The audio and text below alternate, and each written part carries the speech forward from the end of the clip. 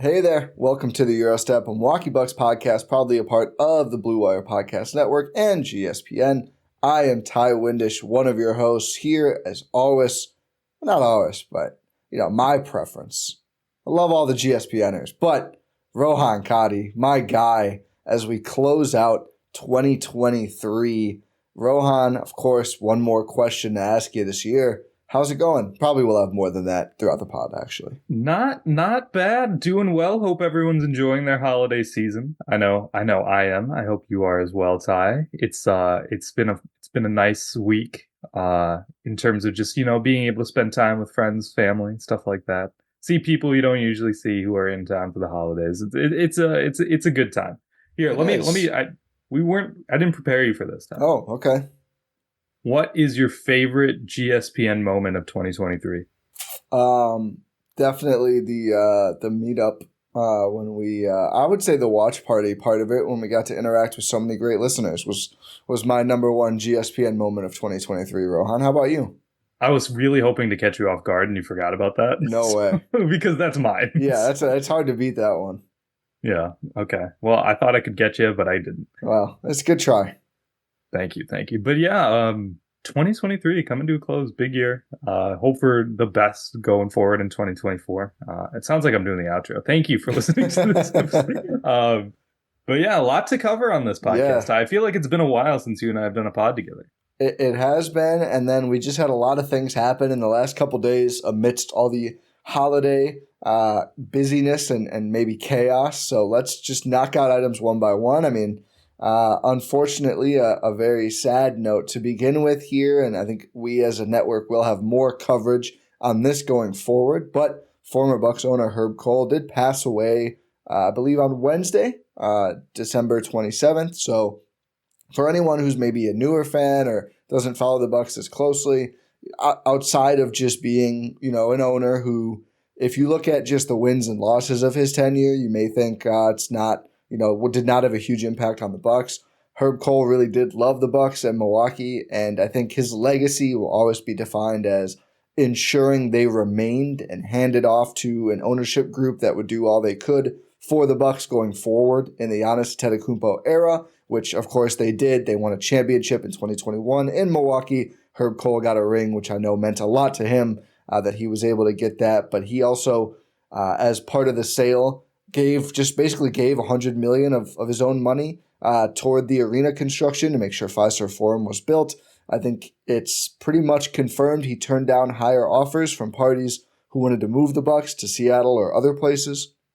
So, I think just great to take a moment, and I'm glad pretty much everyone seems to be around who does Buck stuff, take a moment just to recognize what he did for the team, and that none of this that we've been doing over the last, however many, 6-7 plus years now, would be possible if he were like many owners and just, took the biggest check and didn't really care what happened after that.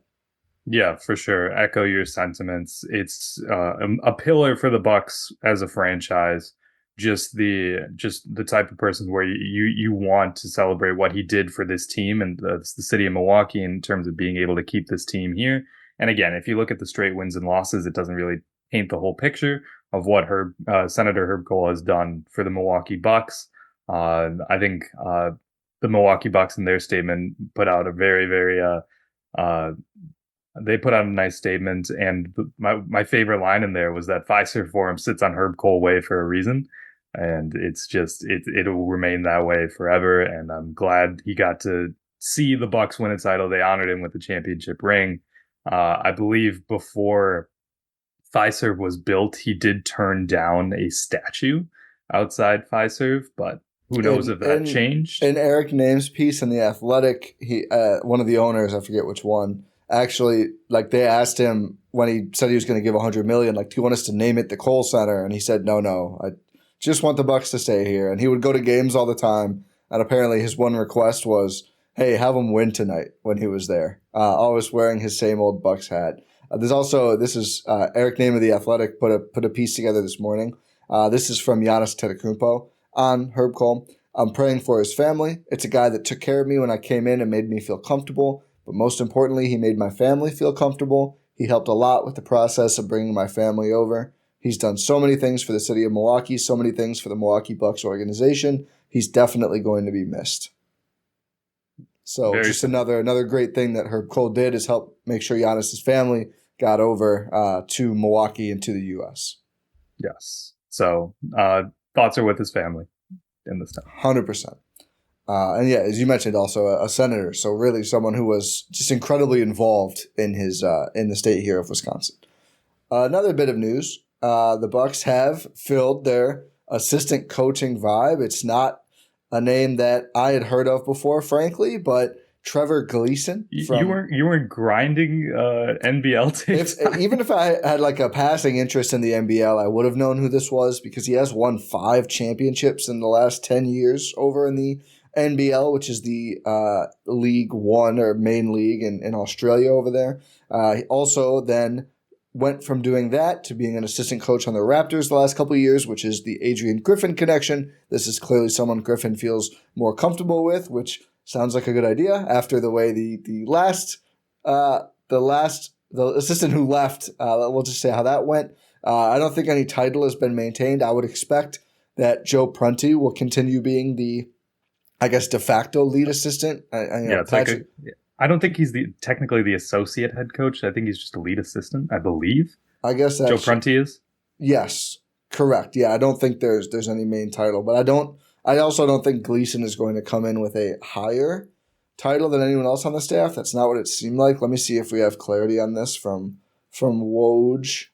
But yeah, I mean, I think it's just good to have more coaches on the staff. I think Adrian Griffin mentioned when he shared the news with reporters before the Bucks and Nets game on Wednesday that they just were down a man and didn't have many coaches compared to a lot of staffs around the league. So I wanted to add more. Someone who's won that many championships, has experience coaching at a high level, certainly is going to be probably beneficial to the Bucks on both sides of the ball. So seems like, yeah, a good thing to add.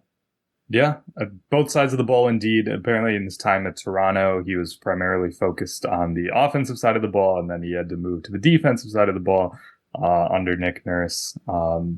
Take that as you will.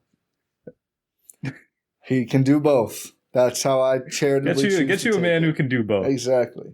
Woj just said just straight up as an assistant coach. Yeah.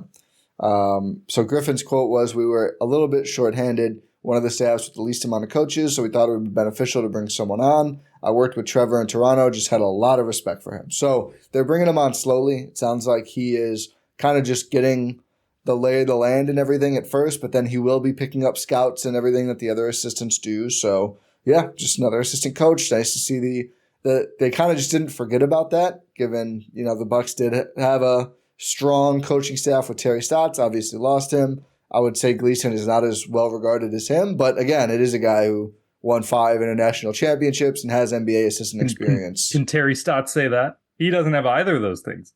I'd have to look it up to be 100% sure. He maybe does. I'm not that familiar with his resume, but probably not. He spent a lot of time in the NBA. So yeah, probably not. But yeah, it's good to see them adding to the coaching staff. It's interesting. I know there have been rumors floating around for like a month now about the Bucks potentially adding an assistant coach. I believe there's a European head Sergio coach. Scariolo. Yeah, that didn't really materialize, I guess. Guess not. Honestly, yep. I think he is more of an offensive-minded coach at this point. Someone who can do both and has experience like on the defensive end is probably preferred. Maybe Scariolo is great at that too. I was like, yeah, it's exactly. It's like these coaches they don't just know offense. They don't just know defense. They know everything. But they're certainly specialists, yes, one way or the other. You wouldn't bring in Mike D'Antoni if you're like, you know what, we just really need a guy to fix our defense. Maybe you would, because he would just be like, just don't worry about it. That's the answer. Who cares? Is this actually broken? Yeah. Does it matter? No, I don't think it does. You score more. That's all that matters, which has been the Bucks' approach this week. So Milwaukee just wrapped up on Wednesday night a 3-game trip to New York. They're still on their road trip. They play the Cavs next, and I believe they're in the midst of a 7 of 8 game run on the road. So they'll come home for 1 and then be back out on the road afterward. But 2-1 on the trip so far. Rohan and I joked before we started recording, it would have just been great if they could have just swapped the order of their Knicks games, because I honestly think that the week would have been a lot more positive if the nice Knicks win was on Christmas Day when we all, maybe internalized an ugly loss a little bit too much for the rest of the holiday. Maybe I'm just speaking from personal experience here.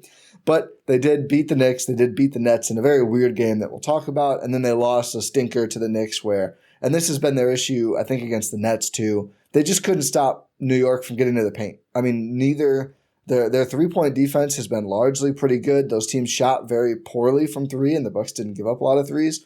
But their perimeter defenders are getting beat. Their interior defense is not collapsing quickly enough, and teams are just getting to the rim over and over and finishing around it at way too high of a rate. So that has been Milwaukee's issue this week. Milwaukee's strength this week has been Khris Middleton, who seems back in a big way. Over the last 3 games, this New York trip, Khris averaging 23.7 points, a flat 7 assists, 3.3 rebounds, and just 2.7 turnovers.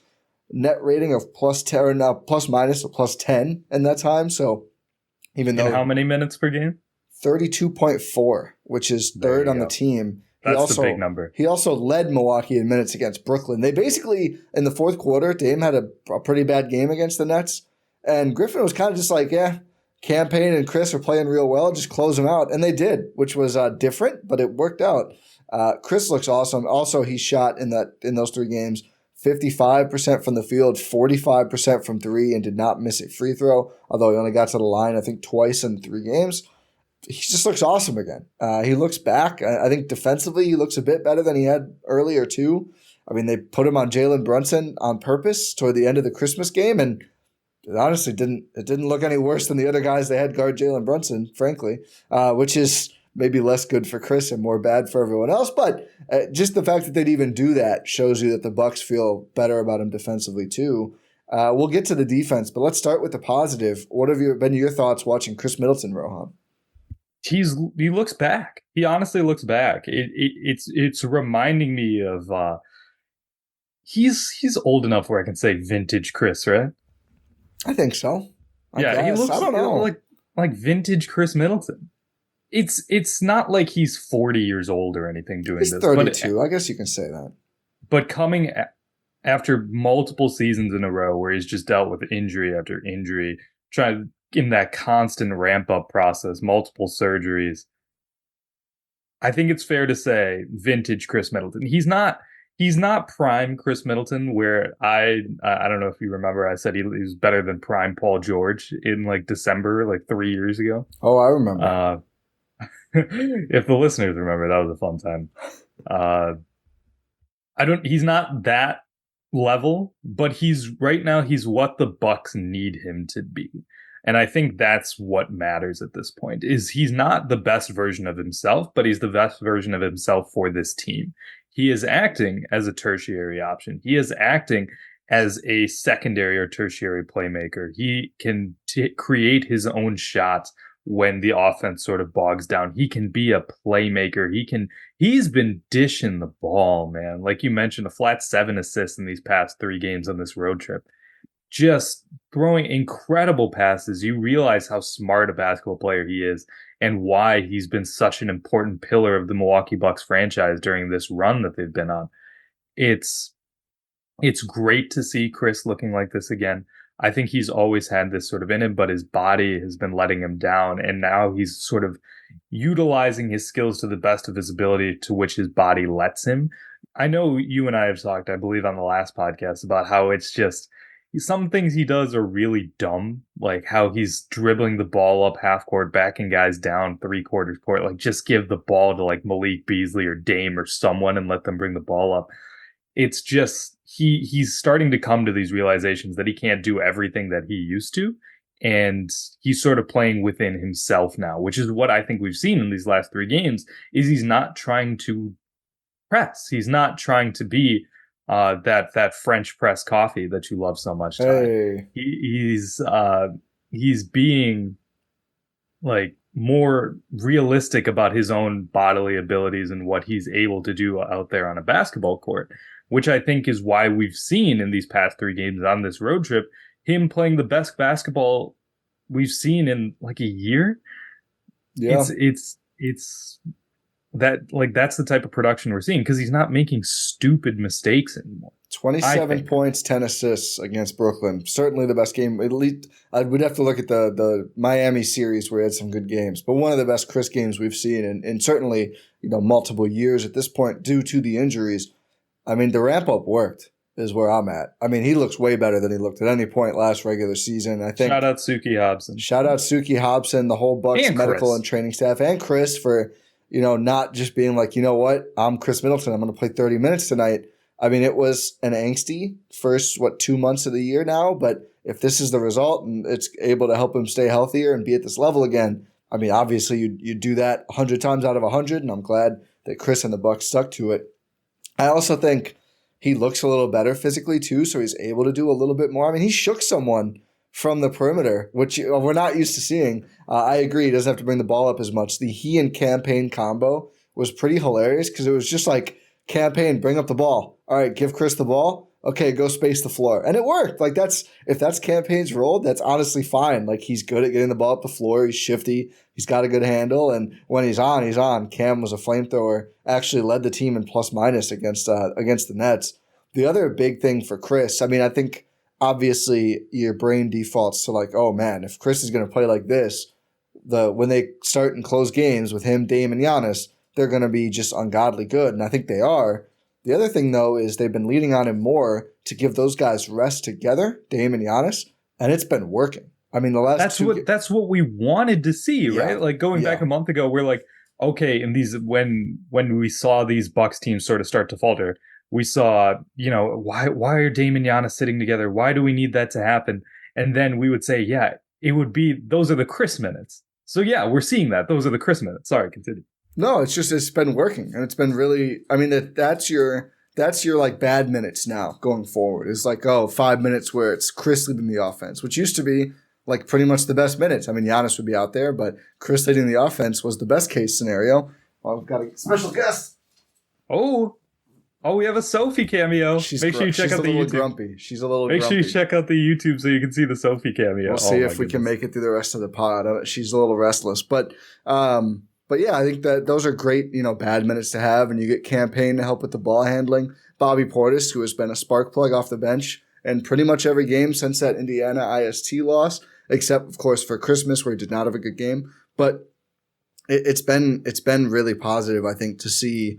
Okay, the bench just needs to be good around Khris. The bench doesn't need to carry; they just need to be fill in the gaps. And when they do that, then you look at a team where for 48 minutes, when they're mostly healthy, you're just contending with a ton offensively. And Khris has done a great job making life easy for those units. I think they've relied on Bobby a little less. He's been able to pick better spots, and he's looked really good because of it.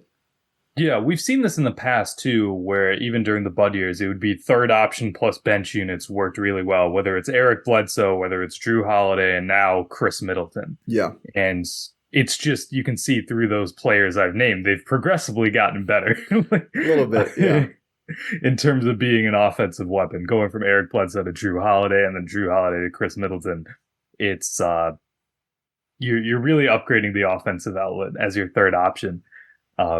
It's just, we've seen these type of units thrive where it's like, you want to have your two best players on the court at the same time to leverage their skills together. A lot of times, sure, you can have one of them out in the court while the other rests and vice versa, but then also play them together a lot because, again, they're your two best players. You want them to be able to leverage their skills together on the basketball court, especially when you have a pairing like Dame and Giannis who have reverse gravities, which just plays so well. But you're able to get these bench unit lineups where you just have Giannis and Dame on the bench, but you have Khris while you have Campaign, maybe, and you have Bobby out there. Maybe you have MarJon or Ajax out there as well. And you just like, Khris, this is your time to shine. Go. You're going against bench units. We still trust you. You're still a 3-time All-Star. We trust you to go out there and cook bench units. And that's what he's been doing. He's been absolutely cooking bench units, especially in that Nets game, which he was cooking Summer League lineups. Really weird. What happened there? So they had a lot of guys out. And they wanted to, I think, give Mikal Bridges a de facto game off without ruining his like streak of games played in. He's never missed a game in his career. Yeah.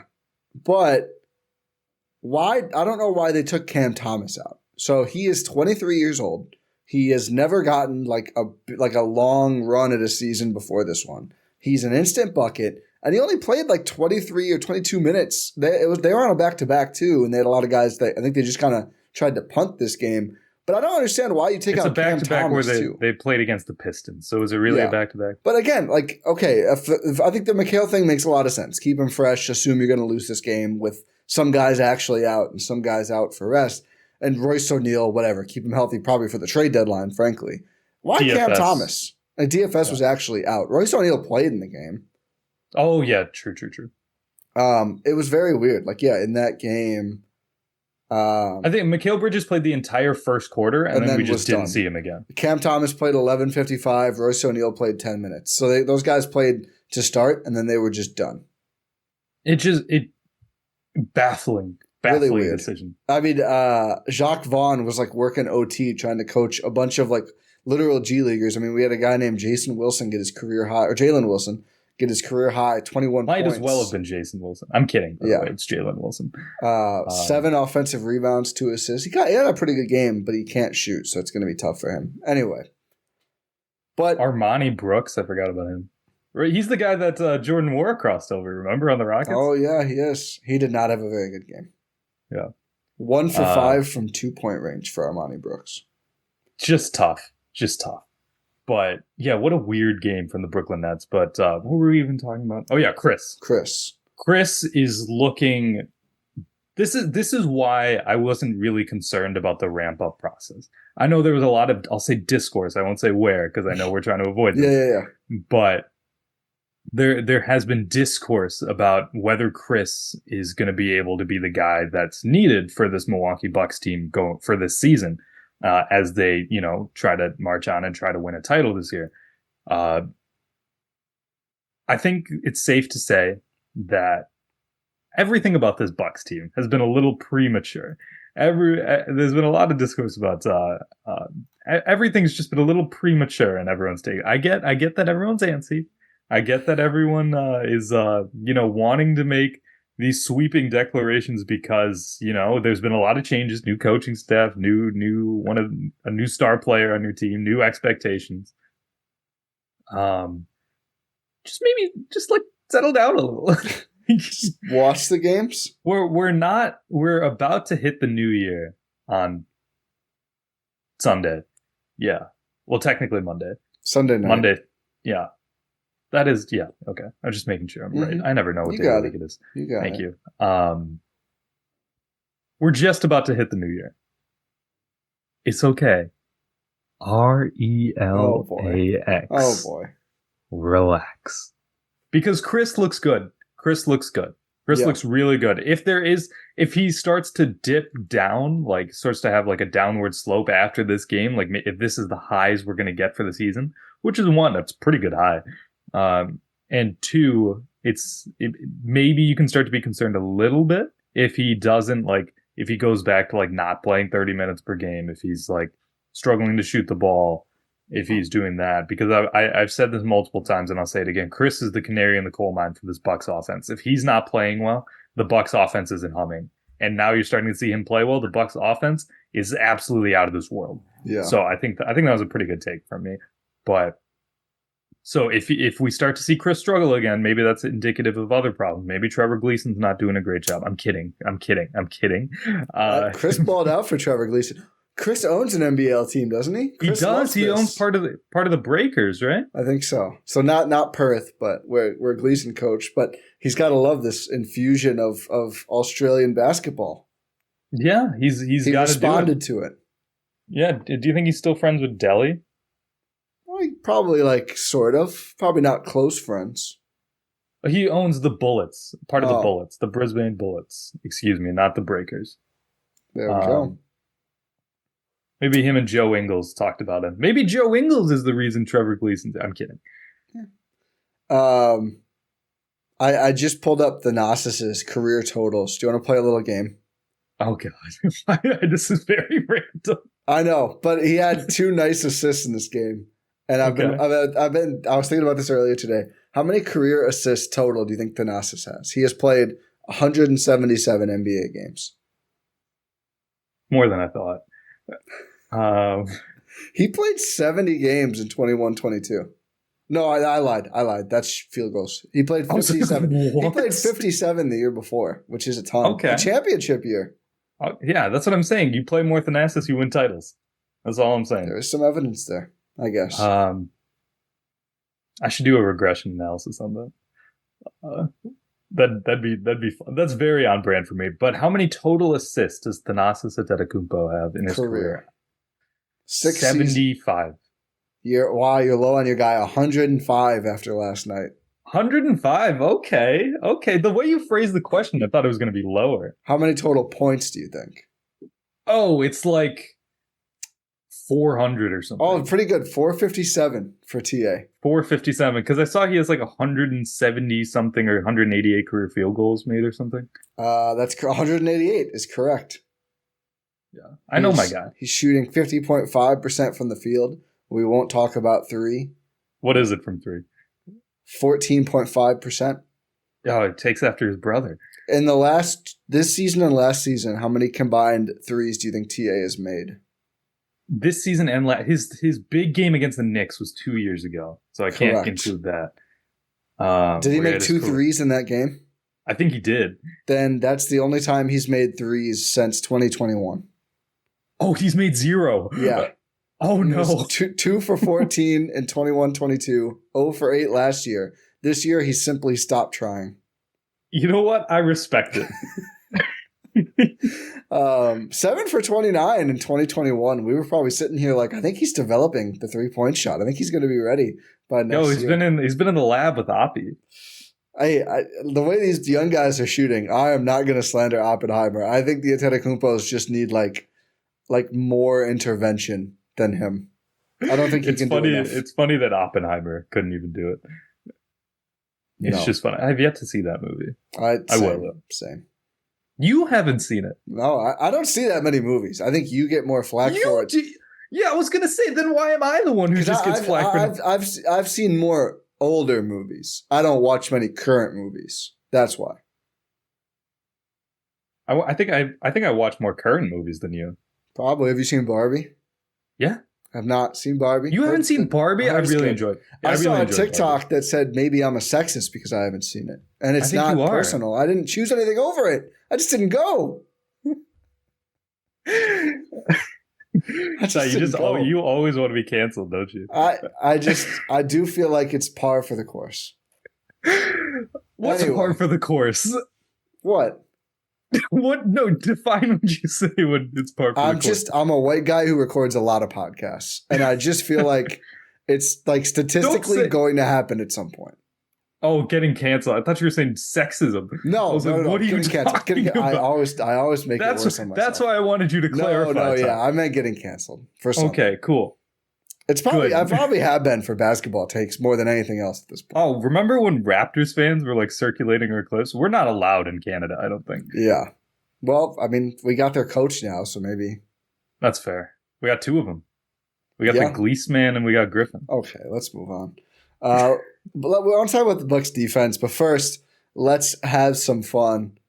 Although maybe it's not that fun because we don't have any wins to talk about on our Sleeper Daily Fantasy segment. If you've been watching the pod for the last several months, you know we have been playing Sleeper and having a great time. If you're already using the Sleeper app to play fantasy sports, hit that money sign in the middle, sign up for daily fantasy, use code Eurostep to get up to a $100 match on your first deposit on us. Enjoy that. I know a lot of people, our followers and people in our Discord have been playing and having some fun as well, so would love for you to join us on Sleeper. It is legal in many, many states. Wisconsin is one of them, crucially.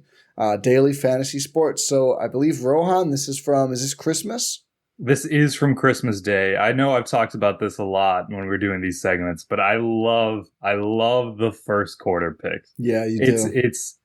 I enjoy it a lot because if you make like full game ones, it's like, oh, I'm going to be watching the game really closely, trying to see if this specific thing happens. But then if it's a first quarter one, I get to get it out of the way. And usually they have like more drastic multipliers. Yeah, I on might the first join you quarter in one. doing this. I feel like you have more fun lately than me on picks. We'll get to my slate, but But this one, unfortunately, was an L for me on this ticket. I had Damian Lillard. Projection for first quarter assists was 2.5. I said he was going to get more than that. He did. He got 3. The reason I picked that, Damian Lillard plays all 12 minutes of the first quarter. That's his rotation. That's a cheat code. And he usually gets lower projections for assist numbers, and he's been dishing in the first quarter. So he got that more than 2.5 assists in that first quarter. That's a win. Julius Randle, his projection was 1.5 first quarter assists. That's pretty high. Yeah, which is why I immediately did not think he was going to get that. And guess what? He didn't. He had 0 assists because Julius Randle against the Bucks turns into an offensive black hole and doesn't pass the ball. Unfortunately, that didn't end up working in Milwaukee's favor, him being an offensive black hole as he put up 24 points. Yeah, he did have 2 assists in the game, but 0 in the first quarter. That's not how he operates. So that one was another successful pick for me. Then my guy Malik Beasley. I've said it before. His projection is usually 2.5 points. I love that. Quarter. I love that first quarter sprinkle of him and Dame. It's so tempting to just do it every game. It's usually a winner. Yeah. It's usually a winner. He just has to hit one of his threes. He missed his only 3-point attempt in the game, which I don't believe actually occurred in the first quarter. I don't even think he shot. Yeah, it was a bad game for Bees, who thankfully bounced back against the Nets with quite a nice game. But that one did not come to fruition. He had 0 points. Yeah. So unfortunately, it was not a winning ticket for me. I also lost based on one. So this is for the Nets game on Wednesday. I figured Giannis being questionable or probable like a couple times in a row, maybe he would play less of a role, which was kind of correct, although I think he did end up having like 27 or 31 points, so not really. Figured Dame would maybe do a little more. He ended up only having 12 points, kind of took a back seat with the way Khris was playing, so I went with less than his projection of, I think, 24.5, and he wasn't even close. Cam Thomas rebounds. The projection was set at 3.5. He averages 2.9 per game, and all he really wants to do is shoot. And the fact that he only played 11 minutes really made it an easy one. So I am pretty salty I didn't get a win on this overall play, given basically had a free pick there. Khris Middleton's points, rebounds, and assists. I think he had that in like the first quarter. It was like one away. I mean, it was 25.5. He ends up with 40 PRA. And then Bobby Portis, 12.5 point projection. Just figured probably over. He'd probably do a bit, especially against a smaller, more athletic team. Ended up with 14. So, unfortunately, he wasn't doing it on the defensive end, so he had to do it on the offensive That end. is correct. He did have a very good game offensively, though. I will say that. And there are some people who thought he should have had an upstock for that game, Rohan. But I thought he should have had a downstock. Yeah, well, we can talk about it. But a couple of losing plays for us on Sleeper. But see, we're still laughing. We're still having a good time. So download Sleeper. Use our code Eurostep. Get that match and join us in playing. GYROSTEP there is the it code. is. All one word. All one word. Let's talk about just defense in general. I think that's the other half of the episode title here. You know what the Bucks should do, Ty? What's you know that? what the Bucks should do, Ty? They should deter shots at the rim. They should actually try and do that. You know, that might be a good solution to some of their problems. Because like you mentioned up top, they've been doing a pretty good job of playing perimeter defense, closing out on shooters, getting to guys. That's what happens when you play a lot of fast players. So you can run guys off the 3-point line. But you can do that only based on the ability to contain the offensive players attacking closeouts, which the Bucks have not been able to do. Yeah. They have not been able to do that. Brook Lopez got a double down stock against the Nets because he absolutely could not do it. He could not deter shots at the rim. Bobby Portis was worse somehow.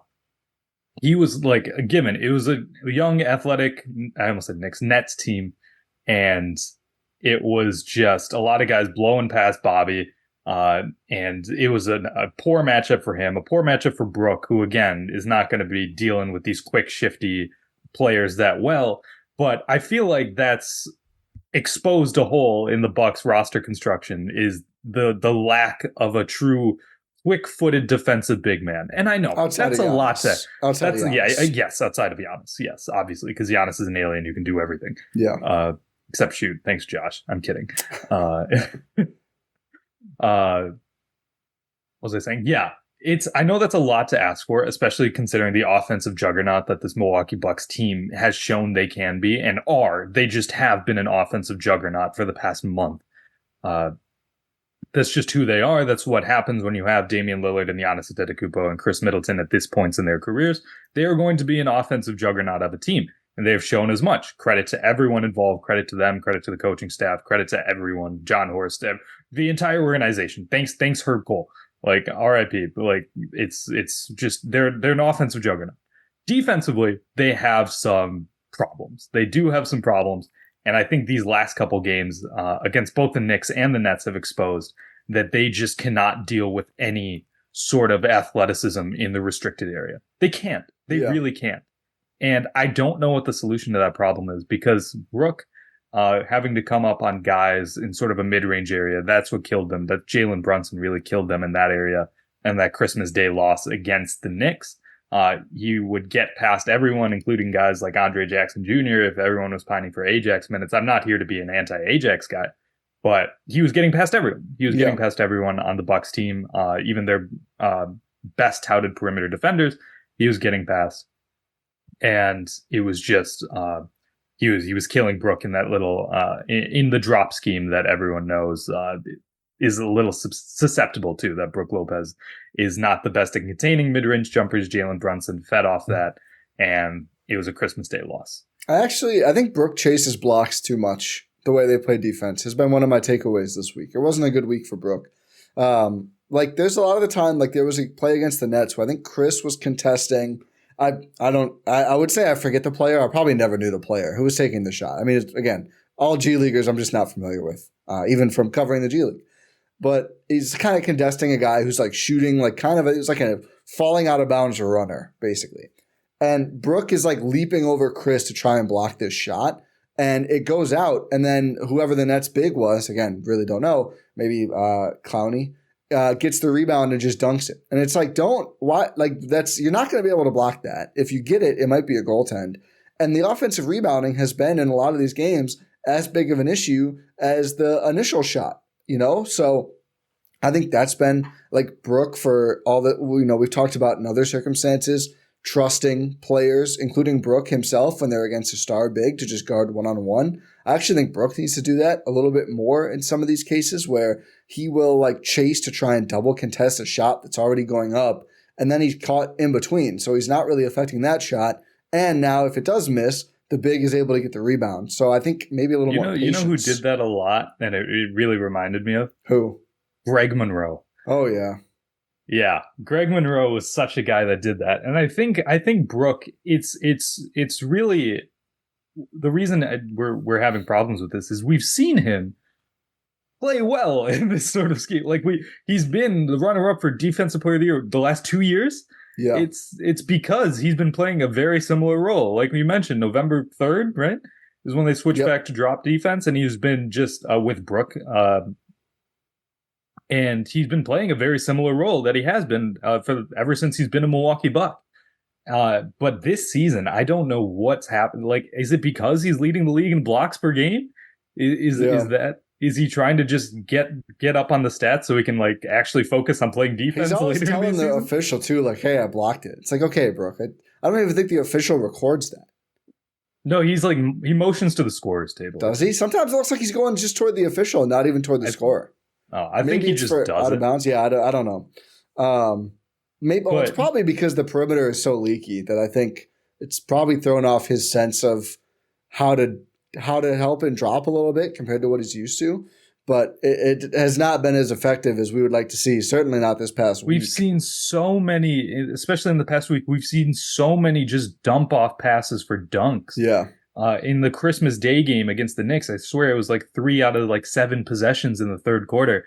It was just drive, dump off, dunk, drive, dump off, dunk, because they would drive, draw Brook's help, and then just no one would be able to contain the cutter from the weak side corner and just get an easy dunk or layup. Like no one was able to defend that. Again, given not all of that is on Brook. He's trying to help. Someone else has to rotate in to sort of contain that guy who's flashing in from either corner. That's not Brook's fault. He can't just double jump. This isn't Mario. He can't just do that. Even though he's done it before, but you can't rely on him doing that every single play.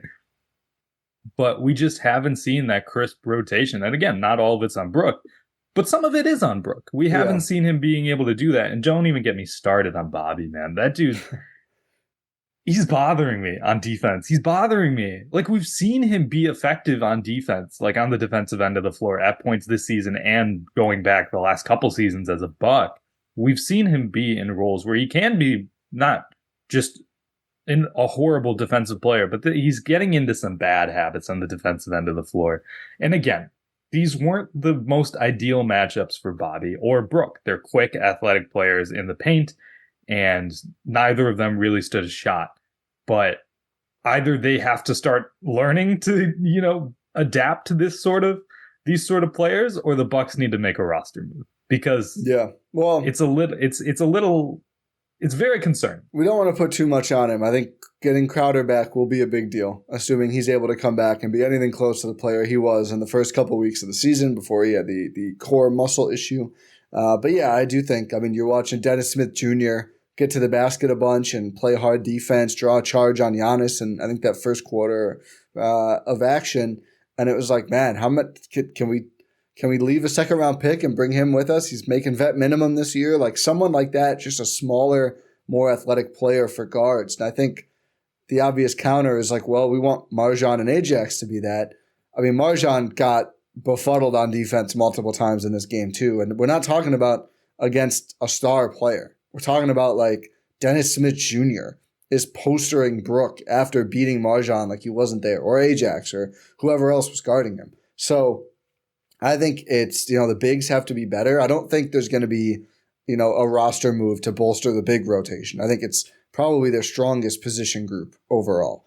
I think they just need to get more out of their perimeter defenders. They need guys to fight harder. They need Crowder to get healthy, and they probably could use a roster move on top of that. And I do think, for all the Griffin stuff early, it does seem to have quieted down. You watch these games, he's throwing in a zone just because, nothing else is working. Literally, he's doing the best put out there. He can for the personnel. Yeah. They're just getting beat. And there's not a defense that solves magically when pretty much all your perimeter defenders, if not all of them, just get beat one-on-one. Not even screen. We're not even talking screen navigation. Dennis Smith Jr. and Trendon Watford are sizing guys up on the perimeter and just scoring in the paint. There's no scheme for that. That's just your level of compete and your level of defensive acumen. So, God, I hope that happens for the Pistons versus the Celtics. It's their history. I do think, and I said we wouldn't talk much about trades. I've got a trade assets thing I need to put up. No, a trade asset piece on the Substack I want to post. But I love Pat. It's cut off in my frame, but there's a 24 that's unrelated to him on the wall back there. You just said those sentences. They didn't have anything to do with each other. Nope, just a stream of consciousness. He's in danger. If it's going to be a player that makes more than Min, there's literally no one else who I think is close to as at risk of a trade outside of, again, vet Min guys. And not all of the vet Min guys. I think Malik Beasley is much safer and Campaign is safer than where Pat is at. Just because you look at when Crowder comes back, there's, your top wing player off the bench, assuming Bees and Khris continue starting together, at least for the time being. And you've also got the young guys who have flashed a lot of potential and give you more defense than Pat has given you. Maybe they're not always in the right position like he is. His perimeter defense has been pretty problematic this year. The shot for the second straight regular season is just not going in at a nearly high enough clip. The last week of games, 38% from the field, 33% from deep. Does have 5.3 rebounds per game. He's a good rebounder. Again, he's in the right positions. He's offensive rebounding as well. Yeah. But, he's just got to – I don't know if there's the pressure is on him, kind of knowing it's a crowded rotation and really the Bucks are out of other guys to trade. Some might say it's a Crowder rotation. Yeah, got him. Sure. Okay. Jay Crowder. Yeah, I get it. Yeah. You can't win them all. Nope. You can't. But yeah, I do think it's a tough position for Pat right now, and going into the, I think, February 8th deadline, which is now only 6 weeks or so away. He is the guy who is certainly at the most. I know I said this like 4 times in this thing. You can talk now. I agree. He's the guy most in danger, because even though I've just talked a lot about Bobby Portis, he still provides a lot in terms of the offensive end of the court. Just quickly, these 3 games, 58% from the field, 45% from deep, 100 from free throw, averaging 16 points and 8.7 rebounds per game for Bobby. So his offense has been cranked up for most of the time, even though the defense may have been lacking. Yes. Is he trying to do a little too much on the offensive end? Maybe. Is he going against a double team when Dame's wide open in the opposite quarter? Maybe. Sometimes. Hey, if we want to talk about bigs not passing, Bobby's not the one I have issue with. Exactly. No, Brooke, exactly. If you're allowed to pass on the perimeter, and I've said before, it's good that he doesn't gum up the offense by not shooting open shots. You don't have to shoot every single time. I mean, Malik Beasley's just wide open, one skip pass away. Nope, I'm just going to crank one of the this best up. shooters in the league this season, Malik Beasley. 55% the last 3 games from 3. Just outstanding offensive player. But yeah, it's the big men. The big men have been disappointing to me. Not Giannis, obviously. Yeah, but the big men have been disappointing to me in this road trip. I think I've been okay with Bobby. That's fair. I can't take special issue with him getting beat when everyone's getting beat. That's fair. That doesn't absolve him of any blame, though. No, but it's just like he's one of 7, 8 guys. So I'm not gonna. At least he's giving them a lot on the offensive end. Yes, for sure. But Pat Connaughton, Patrick Connaughton, the landlord himself. Yeah. You gotta start doing some stuff, man. Otherwise, they're gonna turn on you real quick. It's gonna be real tough for 3-Leaf to continue doing Milwaukee stuff if you don't play for the Bucks. Well, I mean, they're not gonna kick him out of the city. No. I don't think. But I know, but I'm trying to motivate him. I just want. Where are you at right now? If Portland called and said, "Give us our second back and Pat, and we give you Tybal," would you do it? No. Really? No, I'm so out on Tybal. You're just anti-Tybal? I'm out, and that pick is valuable. That is. It's a valuable pick. That's going to be it's going to be at least not 35. Like, it could be within 35. Yeah, I mean, I'm moved by that less. What did the Bucks give up for 36 last year? Like 1 future second? I guess. And cash, I think. Who did they trade that with? Orlando. It was Orlando, who had a bunch of second-round picks. But I think there's going to be a lot of teams who have a bunch going. That's fair. OKC has 40 picks in every draft. That's fair. That's a fair point. But I'm not saying I agree. It's going to be a good second-round pick. But like, if they really love someone there, they can probably go get another one. And we're at a point now where if they don't trade any of them, like MarJon, Ajax, Chris Livingston are going to be on the roster next year. You're not going to add 3 more rookie scale guys every year. You'd end up with 2. Our guy Hugo Basson. Yeah, we looked up his stats before the pod. I don't think he's going to be on a roster spot next year. I know. We forgot about him, so I just want to remind the listeners that he does exist. Probably will not exist on the Bucks anytime soon. Adriatic League. Yeah. No, he's doing the long game. He's recruiting Jokic. He's a little late. Yeah, I guess. Jokic has been gone from there for about 10 years. So. No. So he's getting acclimated to the Serbian culture. So when Jokic goes back, as soon as the season ends, he'll have his plane ready to go back. Yeah. He'll be like, yeah, I know I'll stay in Serbia a little bit longer. Sleeper. I just watch that. Watch that going forward. Watch that. Watch that. It's something to look out for. Hot tip. All I'm saying is, if it happens, I'm taking credit for it. Yeah, sure. I can sleep at night knowing if the Bucks get Nikola Jokic, it's a big W for you. It's also a big W for all of us, but mostly Rohan. And a big W for Hugo Basson. They gotta hang John Horst Collard's shirt up in the rafters if they get Nikola Jokic after getting Dame. That would be. Come on, dude. and then still that offseason, the Ringer will be like, Bucks have the 14th best front office in the league. We still remember that they had to give Pat a player option because they messed up his first deal or whatever the case may be. Yeah, they didn't give him enough. The money they tried to give him too many years or something. Yeah. But Pat Connaughton, it's just we know Pat as a player. He's been a Buck for what? This is year 6? Yeah, 5 or 6. I think this is year 6 because we had 5 years of Bud. Yeah. Yeah, so this is year 6. Yep. Of Pat Connaughton being a Milwaukee Buck, and he's been the most consistent at being a guy who can be inconsistent. I know that's sort of like a sports cliche, but I think it fits with Pat Connaughton. Is he will go through these spells where he's just not playing very well. You even mentioned for the second straight regular season, he's not shooting the ball well. But then it comes playoff time against Miami, and it's like, oh yeah, this is Pat Connaughton. He fits in the rotation. He fits well with this team. I just don't know if the Bucks are in a similar spot as they were last year, where they can just rely on Pat. Yeah, we just need him to become that guy again because they have so many other options. You have the development of MarJon Beauchamp. You have the addition of Andre Jackson Jr. Bossman 99 should actually have a role on this team this year. It's whoever John Horst inevitably gets at the trade deadline, whatever athletic forward they get at the trade deadline. They're eyeing up PJ Tucker. Yeah, apparently, according to Mark Stein. I don't know why. Unless PJ is willing to give up that player option, he's not going to be a Buck.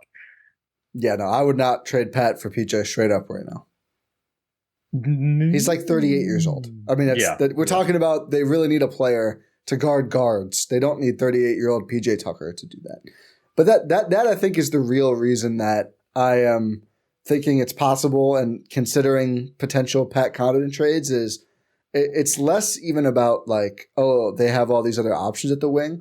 It's also they just have different needs at the wing now. And I think they can't afford – I mean, they can afford – it's so much more appetizing to switch out Pat when there's other options on the wing who can provide what he provides, at least offensively. Maybe there's not as many good rebounders, but you can make up for that. And you just desperately need the defense, like desperately need the perimeter defense. So it's going to be interesting. I don't think Caruso would happen, but that to me is still like give all the picks and maybe even one of the young guys, because I just think Caruso coming off the bench as well as Crowder fixes so many of your issues on defense. Like almost just having those two guys almost by itself fixes the defense, I think, to a large extent. They're still 14th since they started dropping. So they have not been a horrible defense. They've been average. But I think they do need help. I don't think 14th is good enough. I think you want to be around top 10 when you're going into the playoffs, and they have not been at that level. I think the reason is just very obvious. Their perimeter defenders have not been good enough. For sure. We do think, I think we're in lockstep when we say we think some sort of move is going to happen. Yeah. Regarding a potential perimeter defender. Chris Dunn, Dennis Smith Jr., guys who are making like minimum, how you could go give up one of your minimums and Dennis some picks Smith for. Jr. would be fun. I mean, if Dinwiddie and all their guards are healthy, if Ben Simmons ever plays again, I mean, maybe they would be willing to give him up for that Portland second. I don't know. It'd be interesting. We just saw him ball out against the Bucks. I mean, they just punted a game in the middle of the season, so it doesn't feel like they're trying to be that competitive this year. I don't know. Yeah. Even though they don't own their pick. Yeah. Weird. I don't know what's going on. They have a Paris game, so their fans were like, "Oh, we have to get." Their fan was like, "Oh, we have to get ready for the Paris game." It's like, well, it's not like they're going to make you fly. You're not doing a back-to-back-to-back. It's 23-year-old Cam Thomas. Yeah, for sure. It's I love Vinicius Jr. just going around the league. Yeah. What he did, he hit the funniest route possible. He Oklahoma did like City, OKC, Sacramento, and then LA, and then Brooklyn. Someone had to tell me who he was. You know he's a true NBA junkie. Yes. If you're doing that. Yes. Like, I love that. I honestly love it. If OKC is on the menu at all, you already earned a lot of respect. Exactly. That alone tells me, okay, you know ball. If you're going, I got to go see the Thunder play at home. That's real. I got to go see Chet. Vinny Jr. Obviously. Yeah. But yeah, that's fun. It's a fun subplot. It is. The Bucks tweeting out after the game, because Giannis immediately was like, "You get my shoes, you get my jersey. Yeah. F them kids. You get them." Because he usually gives them to kids. Yeah, not today. No. When there's a global superstar in the building. So I didn't recognize who it was. and I thought someone said it was Vin Jr., like Vin Baker's son. Oh, I And thought you were going was- to say Vin Diesel. No, and I was like, wow, I didn't think it'd be such a big deal for the broadcast that Vin Baker's son, for like the whole team. Like you figure they'd be around him a lot. So his son, or maybe I'm thinking of Darvin Ham. I'm thinking of Darvin Ham's son. But I was just like, I didn't think it would be that big of a deal for Vin Baker's son to be around. And then someone explained to me that this is not that. And I was like, oh, that's cool. Yeah. Fun times there. But what else? What else do we have to talk about? Just the young guys in general. I think MarJon had a pretty good week. We saw a good offensive output from MarJon. He, like you mentioned earlier, he got a little lost on the defensive end at times. But he's still trying his best. He's showing that bounce off. I love how we haven't talked about MarJon in a little bit, but he's showing off his athleticism in game now, which is nice. He's had a few nice poster dunks, and he reads the comments. He reads the comments because he's out there tweeting, "See, I can jump off 1 foot too," or something like that. And it's like, yeah, good for you, man. I'm happy. Like that sounded sarcastic, but it's not. Like you do you, man. Like it's good to see him sort of get back in the rotation, sort of solidify that rotation spot. It'll be interesting to see what happens when Jay Crowder, Bossman99 himself, comes back. But it must be a tough sort of situation for MarJon, where you're the second year guy, but then you see this rookie come in and Andre Jackson Jr. and get a lot of starts, get a lot of playing time. So it's just been good to see MarJon sort of persevere, even not hitting that sort of second year wall, that sophomore slump. Yeah, it's been fun to watch him continue to shoot the ball well. I think he was 2 for 3 from deep against Brooklyn. He's up to 45.5% this year, 50% from the field. Again, we've said before, Andre Jackson shooting the ball well too, but MarJon has been getting more minutes lately and has been doing a good bit with them. I'd like to see more defensively, just staying in front of guys and making them hit shots versus getting blown by. I think that's going to be a key for him, but we've seen him play good defense on guards, so I think he does have a lot to potentially gain this season if he can just be a little more consistent on defense, continue just dunk and hit threes offensively. That's a pretty good game plan. His shot looks good, though. I think it's been a good year overall for MarJon. He's been inconsistent, but that's just kind of a young player thing. Still has gotten 15 minutes per game, so it's not like he's barely playing. That's significantly more than Ajax, who's at 10 minutes per game. Some of that hurts because I think Ajax played like 2 minutes against Brooklyn. He had like 2 fouls and missed a shot or two, and Griffin was just like, that's enough of that. I think he was just trying things early in that game. AJ Green got some run too. Did not play a whole lot better, but did end up knocking down a 3 before he checked out. But it is, having 3 young wings shooting 42+% from 3 has been kind of fun, even if they've all been inconsistent in their own ways. It's been, I guess, actually technically 4. Chris Livingston has not missed a 3 this year. So 0.1 of 0.1 per game for Livingston in his 7 games and 24 or so total minutes. Yeah, it's good to see the young guys. Like I think we've mentioned this before, just having a young core in general is fun. Yeah. It's nice to see. I think one thing that's impressed me the most about Ajax is just his ability to be resilient. Yeah. Because he's a rookie. He's coming in, getting very, very inconsistent playing time.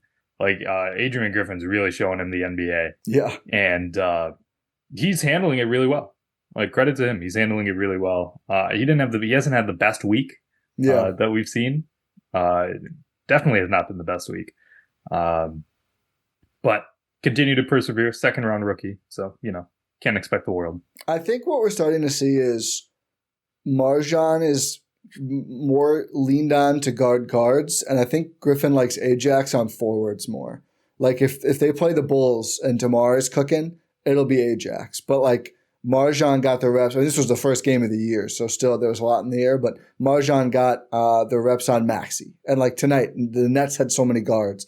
MarJon had more of a run. So it'll be interesting to kind of track that and see, does one player become more versatile, or is it kind of become where, all right, we need someone to guard guards, MarJon. Okay, there's a forward cooking us, Ajax. Or if they can just be interchangeable. That's just a pattern I had noticed so far, and it's been, if that is how it is, it's going to be better for MarJon for the rest of this year, given, again, they guard forwards better than they guard guards. For sure. That's something to watch going forward, just like Jokic to the Bucks. And I want to address quickly, too, and this might be our last thing.